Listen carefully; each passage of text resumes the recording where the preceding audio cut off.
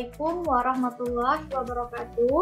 Halo semuanya, kembali lagi bersama saya, Kristi Rosania dari Prodi D3 Akuntansi Universitas Bengkulu. Di video kali ini, saya akan menjelaskan tentang transaksi antara entitas induk dan entitas anak yang berkaitan dengan aset tetap, yang merupakan materi bab 6 dari mata kuliah Akuntansi Keuangan Lanjutan 1. Di bab ini merupakan lanjutan pembahasan kita di video sebelumnya. Jika di video sebelumnya itu kita membahas tentang transaksi antara entitas induk dan entitas anak yang hubungannya dengan penjualan barang dagang dan pembelian jasa. Di bab 6 ini kita akan berbicara tentang transaksi antara entitas induk dan entitas anak yang kaitannya dengan aset tetap. Aset tetap ini baik itu untuk diperjualbelikan ataupun untuk digunakan untuk menunjang atau untuk mendukung kegiatan operasional perusahaan. Aset tetap ini juga dibagi menjadi dua transaksi, yaitu transaksi hulu dan juga transaksi hilir. Aset tetap itu dapat dibagi menjadi dua jenis, yaitu aset tetap yang mengalami penyusutan dan aset tetap yang tidak disusutkan. Contoh aset tetap yang mengalami penyusutan itu seperti mesin, peralatan, dan bangunan. Sedangkan contoh untuk aset tetap yang tidak disusutkan itu seperti tanah. Aset tetap ini sudah diatur di dalam PSAK nomor 16. Di dalam PSAK nomor 16 disebutkan bahwa aset tetap ini digunakan untuk mendukung kegiatan operasional suatu perusahaan.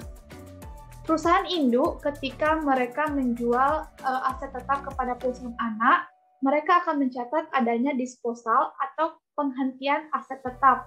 Penghentian aset tetap ini bisa dikarenakan aset tetap ini terjual atau aset tetap ini dipertukarkan.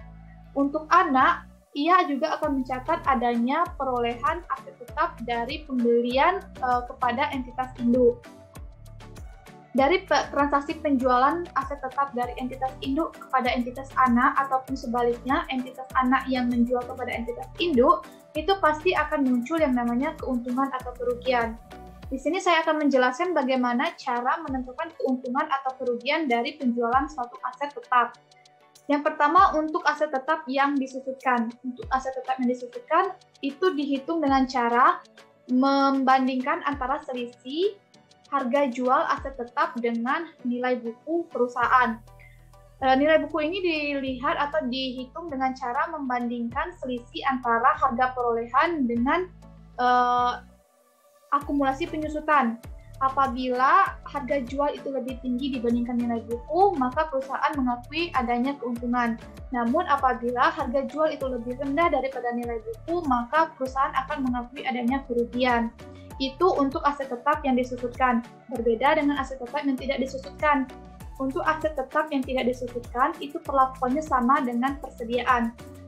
Aset tetap yang tidak disusutkan untuk menghitung keuntungan atau kerugiannya itu dilihat dari perbandingan selisih antara harga perolehan dengan harga jual. Apabila harga jual itu lebih tinggi daripada harga perolehan, maka dikatakan perusahaan berhak mengakui adanya keuntungan. Namun apabila harga jual itu lebih rendah daripada harga perolehan, maka dikatakan perusahaan mengakui adanya kerugian. Dan juga keuntungan atau kerugian ini ada yang sudah terrealisasi dan ada juga yang belum terrealisasi. Bagaimana sih cara menentukan apakah keuntungan atau kerugian ini sudah terrealisasi atau belum? Kita mulai dari aset tetap yang disusutkan. Untuk aset tetap yang disusutkan, keuntungan atau kerugian sudah terrealisasi itu sejalan dengan pemanfaatan aset tetap tersebut. Contohnya seperti ini, PTA sebagai perusahaan induk itu menjual aset tetap kepada PTB sebagai perusahaan anak di tanggal 1 Januari tahun 2018. Ternyata sampai akhir periode 2018, perusahaan anak yaitu PTB ini tidak menjual aset tetap tersebut kepada perusahaan dan afiliasi sehingga mereka memanfaatkan aset tetap itu sendiri.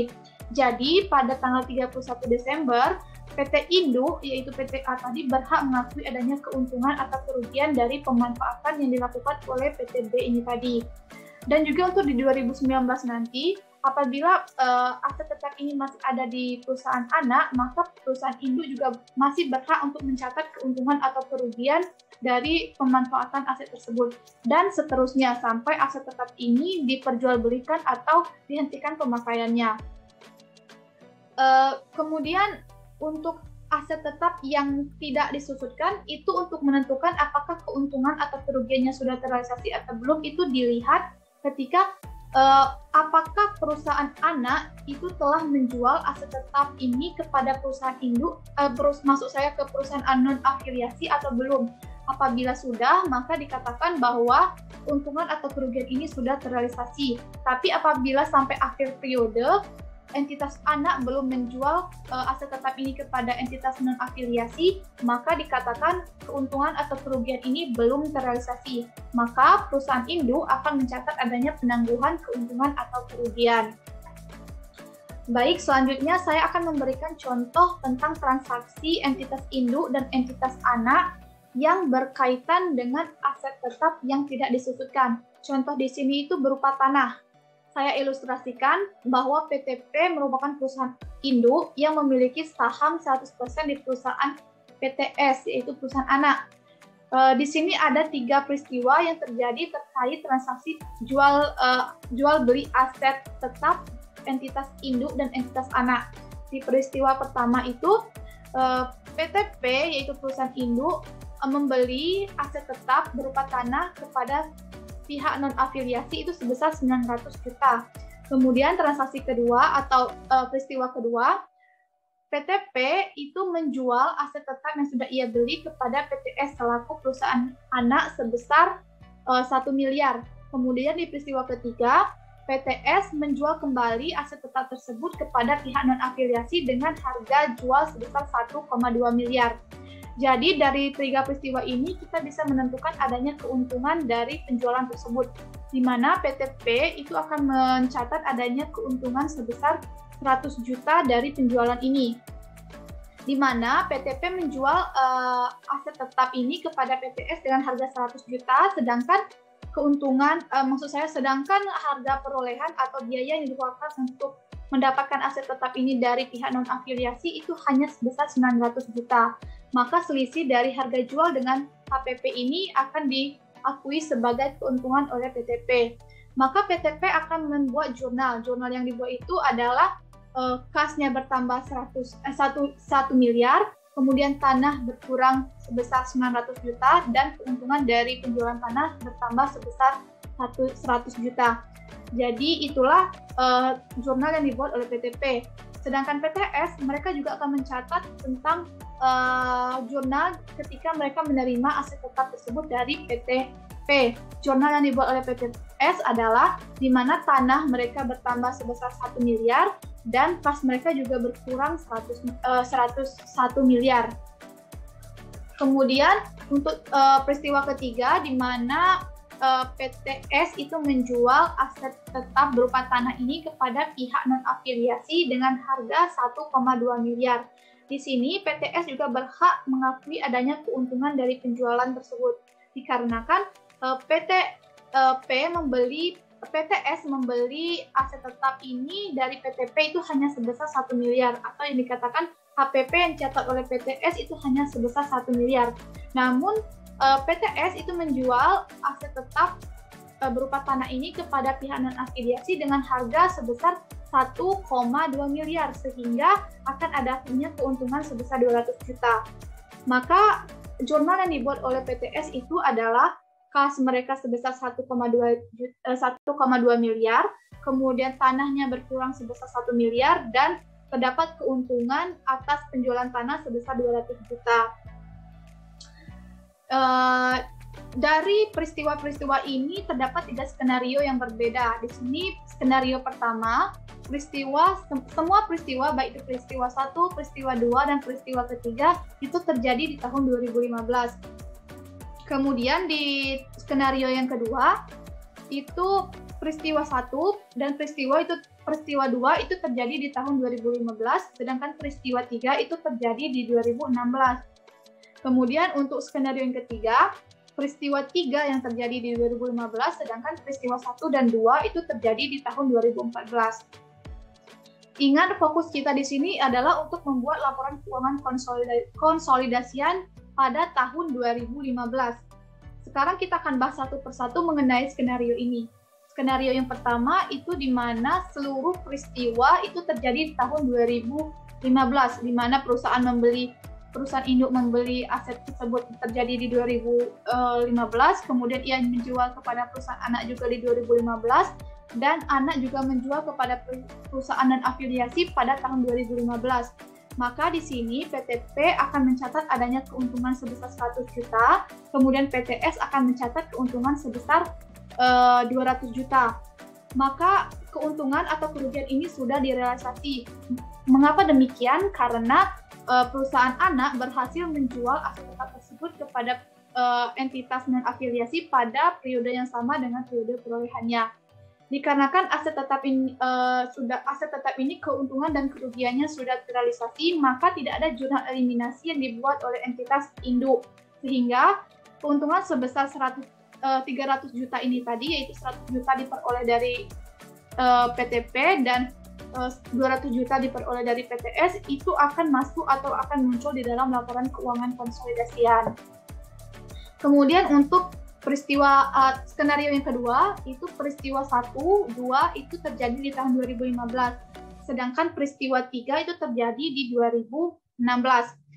Jadi seperti ini, peristiwa 1 yaitu perusahaan induk membeli aset tetap kepada perusahaan non-afiliasi itu terjadi di tahun 2015. Kemudian perusahaan induk menjual barang dagangan, menjual aset tetap kepada perusahaan anak di tahun 2015 juga. Tetapi sampai akhir periode 2015 ternyata perusahaan anak belum berhasil menjual aset tetap tersebut kepada pihak non-afiliasi, melainkan terjual pada tahun 2016. Sehingga di tahun 2015, di akhir periode 2015, PTP atau perusahaan anak, perusahaan induk itu akan mencatat adanya keuntungan atau kerugian yang belum terrealisasi atau masih ditangguhkan sebesar 100 juta. Mengapa 100 juta bukan 300 juta? Dikarenakan ingat tadi di peristiwa ini perusahaan anak itu belum menjual aset tetap ini kepada perusahaan induk, sehingga hanya 100 juta yang bisa diakui atau hanya 100 juta yang bisa ditangguhkan. Kemudian untuk tanah itu hanya sebesar 900 juta yang bisa diakui di dalam laporan keuangan konsolidasian, sedangkan 1 miliar ini tidak boleh diakui. Mengapa demikian? Dikarenakan yang 1 miliar ini tadi merupakan transaksi antara entitas induk dan entitas anak, di mana entitas induk menjual aset tetap kepada entitas anak. Dan 900 juta ini tadi yang boleh diakui itu dikarenakan 900 juta ini tadi merupakan hasil dari hubungan entitas induk dengan entitas non-afiliasi.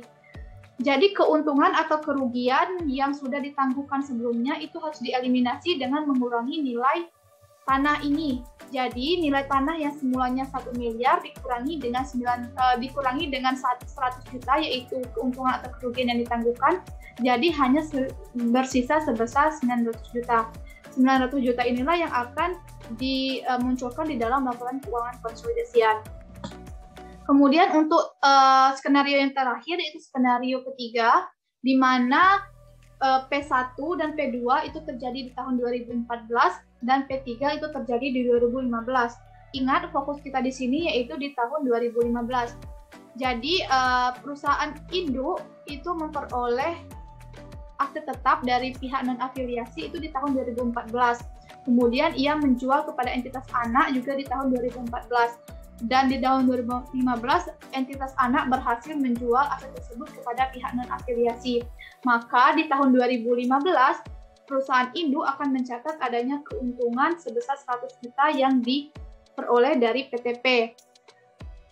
100 juta ini akan muncul di dalam laporan keuangan konsolidasian. Kemudian ditambah dengan laba atau keuntungan yang diperoleh di tahun 2015 atas transaksi antara entitas anak dengan entitas non-afiliasi sebesar 200 juta. Sehingga keuntungan yang muncul di dalam melakukan uang consolidation itu adalah sebesar 300 juta yang diperoleh dari PTP sebesar 100 juta dan PTS sebesar 200 juta. Transaksi ini merupakan transaksi hulu, sehingga di dalam jurnal eliminasi hanya mempengaruhi akun investasi atas entitas anak. Tetapi apabila transaksi ini merupakan transaksi hilir, maka akan mempengaruhi akun investasi atas entitas anak dan kepentingan non-pengendali, sesuai dengan seberapa persen kepemilikan perusahaan induk atas perusahaan anak. Itu saja pembahasan saya mengenai bab 6 ini tentang transaksi antara entitas induk dan entitas anak yang berkaitan dengan aset tetap. Sampai berjumpa di video-video selanjutnya. Saya ucapkan terima kasih. Wassalamualaikum warahmatullahi wabarakatuh.